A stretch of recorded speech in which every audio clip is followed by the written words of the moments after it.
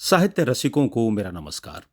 किशोर संग कहानियां में आप सभी का स्वागत है।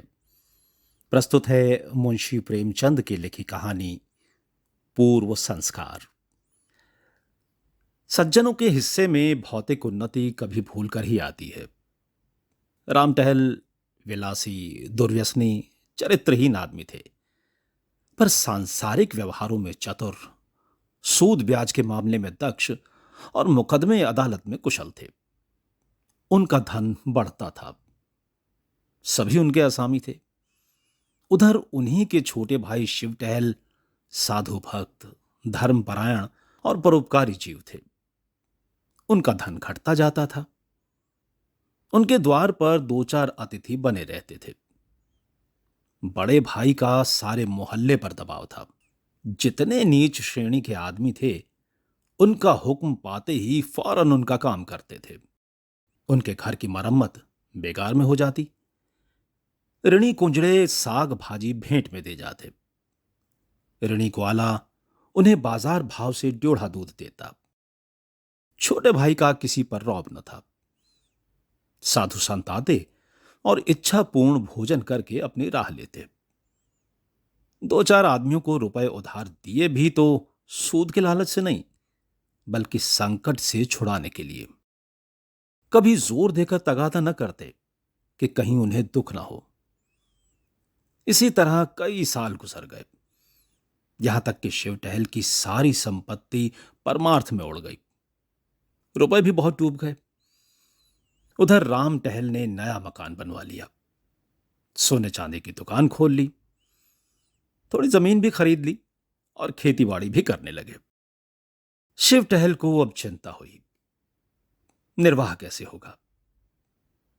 धन न था कि कोई रोजगार करते। वो व्यवहार बुद्धि भी न थी जो बिना धन के भी अपनी राह निकाल लेती है। किसी से ऋण लेने की हिम्मत न पड़ती थी। रोजगार में घाटा हुआ तो देंगे कहां से। किसी दूसरे आदमी की नौकरी भी न कर सकते थे, कुल मर्यादा भंग होती थी। दो चार महीने तो ज्यों त्यों करके काटे। अंत में चारों ओर से निराश होकर बड़े भाई के पास गए और कहा, भैया, अब मेरे और मेरे परिवार के पालन का भार आपके ऊपर है। आपके सिवा अब किसकी शरण लूं? राम टहल ने कहा, इसकी कोई चिंता नहीं। तुमने कुकर्म में तो धन उड़ाया नहीं। जो कुछ किया उससे कुल कीर्ति ही फैली है। मैं धूर्त हूं, संसार को ठगना जानता हूं। तुम सीधे साधे आदमी हो, दूसरों ने तुम्हें ठग लिया। ये तुम्हारा ही घर है। मैंने जो जमीन ली है उसकी तहसील वसूल करो, खेतीबाड़ी का काम संभालो। महीने में तुम्हें जितना खर्च पड़े मुझसे ले जाओ। हाँ, एक बात मुझसे ना होगी, मैं साधु संतों का सत्कार करने को एक पैसा भी न दूंगा और न तुम्हारे मुंह से अपनी निंदा सुनूंगा। शिव टहल ने गदगद कंठ से कहा, भैया, मुझसे इतनी भूल अवश्य हुई कि मैं सबसे आपकी निंदा करता रहा हूं। उसे क्षमा करो। अब से मुझे अपनी निंदा करते सुनना तो जो चाहे दंड देना। हाँ, आपसे मेरी एक विनय है। मैंने अब तक अच्छा किया या बुरा, पर भाभी जी को मना कर देना कि उसके लिए मेरा तिरस्कार न करें। अगर वो कभी तुम्हें ताना देंगी तो मैं उनकी जीभ खींच लूंगा। राम टहल की जमीन शहर से 10-12 कोस पर थी। वहां एक कच्चा मकान भी था। बैल, गाड़ी, खेती की अन्य सामग्रियां वहीं रहती थीं। शिव टहल ने अपना घर भाई को सौंपा और अपने बाल बच्चों को लेकर गांव चले गए। वहां उत्साह के साथ काम करने लगे। नौकरों ने काम में चौकसी की। परिश्रम का फल मिला। पहले ही साल उपज ड्योढ़ी हो गई और खेती का खर्च आधा रह गया। पर स्वभाव को कैसे बदलें? पहले की तरह तो नहीं, पर अब भी दो चार मूर्तियां शिव टहल की कीर्ति सुनकर आ ही जाती थीं। और शिव टहल को विवश होकर उनकी सेवा और सत्कार करना ही पड़ता था। हाँ, अपने भाई से ये बात छिपाते थे कि कहीं वो अप्रसन्न होकर जीविका का ये आधार भी न छीन ले।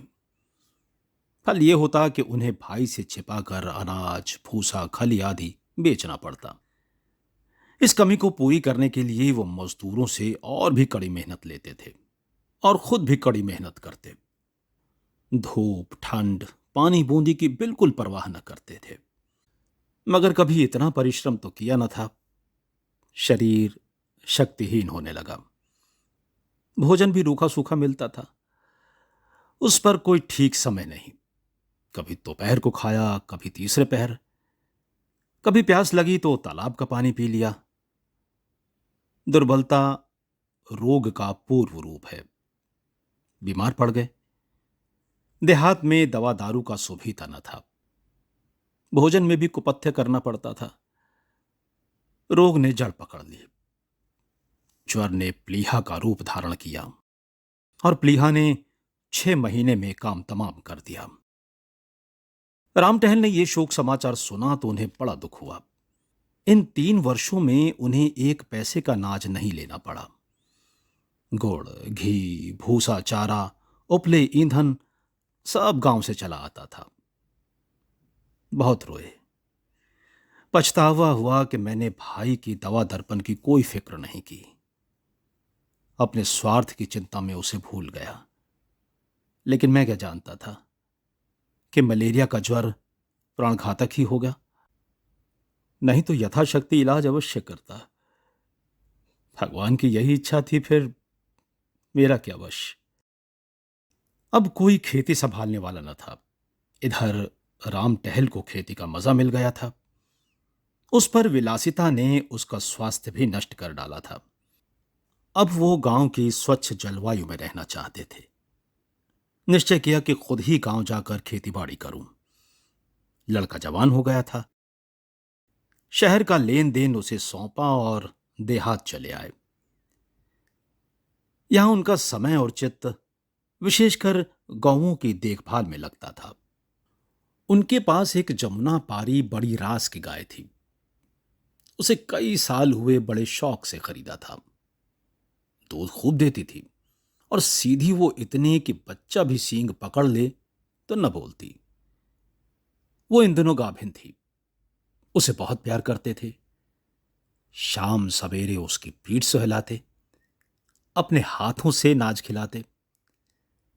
कई आदमी उसके ड्योढ़े दाम देते थे, पर राम टहल ने न बेची। जब समय पर गऊ ने बच्चा दिया तो राम टहल ने धूमधाम से उसका जन्मोत्सव मनाया। कितने ही ब्राह्मणों को भोजन कराया। कई दिन तक गाना बजाना होता रहा। इस बछड़े का नाम रखा गया जवाहिर। एक ज्योतिषी से उसका जन्म पत्र भी बनवाया गया। उसके अनुसार बछड़ा बड़ा होनहार, बड़ा भाग्यशाली, स्वामी भक्त निकला। केवल छठे वर्ष उस पर एक संकट की शंका थी। उससे बच गया तो फिर जीवन पर्यंत सुख से रहेगा। बछड़ा श्वेत वर्ण था। उसके माथे पर एक लाल तिलक था। आंखें कचरी थीं। स्वरूप का अत्यंत मनोहर और हाथ पांव का सुडौल था। दिन भर कलोलें किया करता। राम टहल का चित्त उसे छलांगे भरते देखकर प्रफुल्लित हो जाता था। वो उनसे इतना हिलमिल गया था कि उनके पीछे पीछे कुत्ते की भांति दौड़ा करता था। जब वो शाम और सुबह को अपनी खाट पर बैठकर असामियों से बातचीत करने लगते तो जवाहिर उनके पास खड़ा होकर उनके हाथ या पांव को चाटा करता था।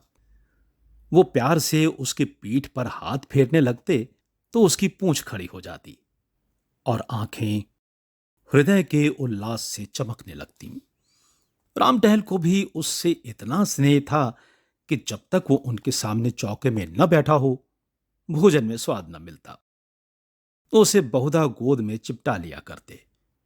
उसके लिए चांदी का हार, रेशमी फूल, चांदी की झांझें बनवाई।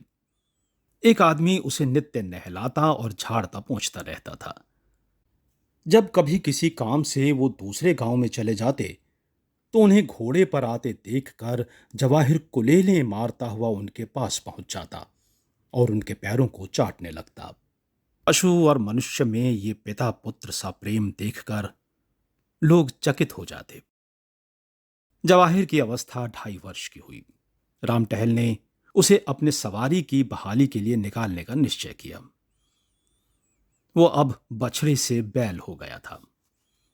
उसका ऊंचा ढील, गठे हुए अंग, सुदृढ़ मांसपेशियां, गर्दन के ऊपर ऊंचा ढील, चौड़ी छाती और मस्तानी चाल थी। ऐसा दर्शनीय बैल सारे इलाके में न था। बड़ी मुश्किल से उसका बांधा मिला, पर देखने वाले साफ कहते थे कि जोड़ नहीं मिला। रुपए आपने बहुत खर्च किए हैं, पर कहां जवाहिर और कहां ये, कहां लैंप और कहां दीपक। पर कौतूहल की बात यह थी कि जवाहिर को कोई गाड़ीवान हाँकता तो वो आगे पैर न उठाता, गर्दन हिला हिला कर रह जाता। मगर जब राम टहल आप पगहा हाथ में ले लेते तो एक बार चुमकार कर कहते, चलो बेटा, तो जवाहिर उन्मत्त होकर गाड़ी को ले उड़ता। 2-2 कोस तक बिना रुके एक ही सांस में दौड़ता चला जाता। घोड़े भी उसका मुकाबला न कर सकते। एक दिन संध्या समय जब जवाहिर नांद में खली और भूसा खा रहा था और राम टहल उसके पास खड़े उसकी मक्खियां उड़ा रहे थे, एक साधु महात्मा आकर द्वार पर खड़े हो गए। राम टहल ने अविनयपूर्ण भाव से कहा, यहां क्यों खड़े हो महाराज, आगे आओ। साधु बोले, कुछ नहीं बाबा, इसी बैल को देख रहा हूं। मैंने ऐसा सुंदर बैल नहीं देखा। घर का ही बछड़ा है। साक्षात देव रूप है। ये कहकर महात्मा जी जवाहिर के निकट गए और उसके खुर चूमने लगे। आपका शुभागमन कहां से हुआ? आज यहीं विश्राम कीजिए तो बड़ी दया हो। नहीं बाबा, क्षमा करो, मुझे आवश्यक कार्य से रेलगाड़ी पर सवार होना है। रातों रात चला जाऊंगा, ठहरने से विलंब होगा। तो फिर और कभी आपके दर्शन होंगे?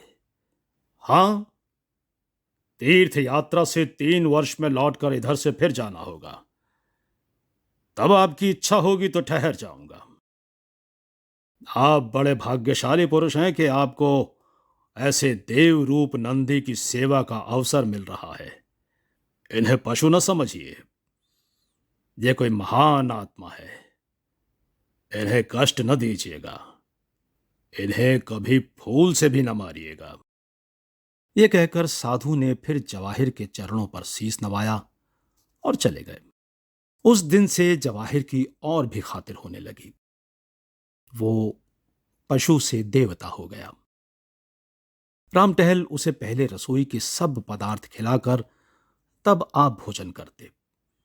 प्रातःकाल उठकर उसके दर्शन करते, यहां तक कि वो उसे अपनी बहेली में भी न जोतना चाहते। लेकिन जब उनको कहीं जाना होता और बहेली बाहर निकाली जाती तो जवाहिर उसमें जुतने के लिए इतना अधीर और उत्कंठित हो जाता, सिर हिला हिलाकर इस तरह अपनी उत्सुकता प्रकट करता कि राम टहल को विवश होकर उसे जोतना पड़ता। तो एक बार वो दूसरी जोड़ी जोत कर चले तो जवाहिर को इतना दुख हुआ कि उसने दिन भर नाद में मुंह नहीं डाला। इसलिए वो अब बिना किसी विशेष कार्य के कहीं जाते ही न थे। उनकी श्रद्धा देखकर गांव के अन्य लोगों ने भी जवाहिर को अन्न ग्रास देना शुरू किया। सुबह उसके दर्शन करने तो प्रायः सभी आ जाते थे। इस प्रकार 3 साल और बीते। जवाहिर को 6ठा वर्ष लगा। राम टहल को ज्योतिषी की बात याद आई। भय हुआ कि कहीं उसकी भविष्यवाणी सत्य न हो। पशु चिकित्सा की पुस्तकें मंगाकर पढ़ी, पशु चिकित्सक से मिले और कई औषधियां लाकर रखी। जवाहिर को टीका लगवा दिया। कहीं नौकर उसे खराब चारा या गंदा पानी न खिला पिला दें, इस आशंका से वो अपने हाथों से उसे खोलने बांधने लगे।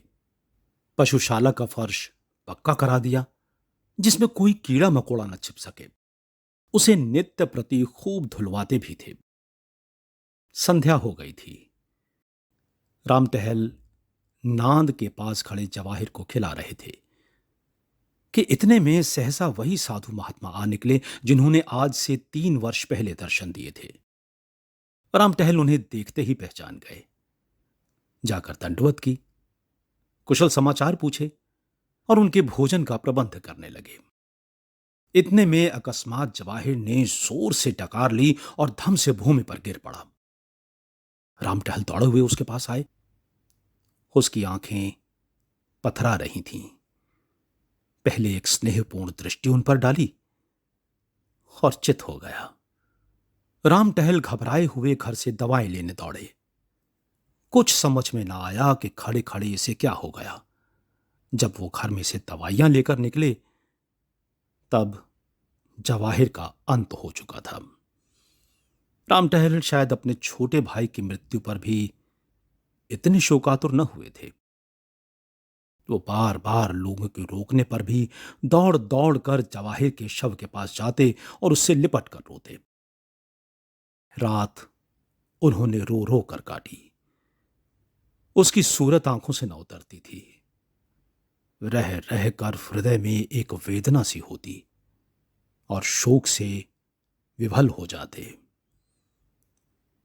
प्रातःकाल लाश उठाई गई, किंतु राम टहल ने गांव की प्रथा के अनुसार उसे चमारों के हवाले नहीं किया। यथा विधि उसकी दाह क्रिया की, स्वयं आग दी, शास्त्रानुसार सब संस्कार किए। 13वें दिन गांव के ब्राह्मणों को भोजन कराया गया। उक्त साधु महात्मा को उन्होंने अब तक नहीं जाने दिया था। उनकी शांति देने वाली बातों से राम टहल को बड़ी सांत्वना मिलती थी। एक दिन राम टहल ने साधु से पूछा, महात्मा जी, कुछ समझ में नहीं आता कि जवाहिर को कौन सा रोग हुआ था। ज्योतिषी जी ने उसके जन्म पत्र में लिखा था कि उसका 6ठा साल अच्छा न होगा, लेकिन मैंने इस तरह किसी जानवर को मरते नहीं देखा। आप तो योगी हैं, ये रहस्य कुछ आपकी समझ में आता है? हाँ, कुछ थोड़ा थोड़ा समझता हूं। कुछ मुझे भी बताइए। चित्त को धैर्य नहीं आता। वो उस जन्म का कोई सच्चरित्र साधु भक्त परोपकारी जीव था। उसने आपकी सारी संपत्ति धर्म कार्यों में उड़ा दी थी। आपके संबंधियों में ऐसा कोई सज्जन था? हाँ महाराज, था। उसने तुम्हें धोखा दिया, तुमसे विश्वासघात किया। तुमने उसे अपना कोई काम सौंपा था, वो तुम्हारी आंख बचाकर तुम्हारे धन से साधु जनों की सेवा सत्कार किया करता था। मुझे मुझे उस पर इतना संदेह नहीं होता। वो तो सरल प्रकृति, इतना सच्चरित्र मनुष्य था कि बेईमानी करने का उसे कभी ध्यान भी नहीं आ सकता था। लेकिन उसने विश्वासघात अवश्य किया। अपने स्वार्थ के लिए नहीं, अतिथि सत्कार के लिए सही, पर था वो विश्वासघाती। महाराज, संभव है दुर्वस्था ने उसे धर्म पथ से विचलित कर दिया हो। हाँ, यही बात है। उस प्राणी को स्वर्ग में स्थान देने का निश्चय किया गया और उसे विश्वासघात का प्रायश्चित करना आवश्यक था। उसने बेईमानी से तुम्हारा जितना धन हर लिया था, उसकी पूर्ति करने के लिए उसे तुम्हारे यहां पशु का जन्म दिया गया। यह निश्चय कर लिया गया कि 6 वर्ष में प्रायश्चित पूरा हो जाएगा। इतनी अवधि तक वो तुम्हारे यहां रहा। जो ही अवधि पूरी हो गई, त्यों ही उसकी आत्मा निष्पाप और निर्लिप्त होकर निर्वाण पद को प्राप्त हो गई। महात्मा जी तो दूसरे दिन विदा हो गए, लेकिन राम टहल के जीवन में उसी दिन से एक बड़ा परिवर्तन देख पड़ने लगा।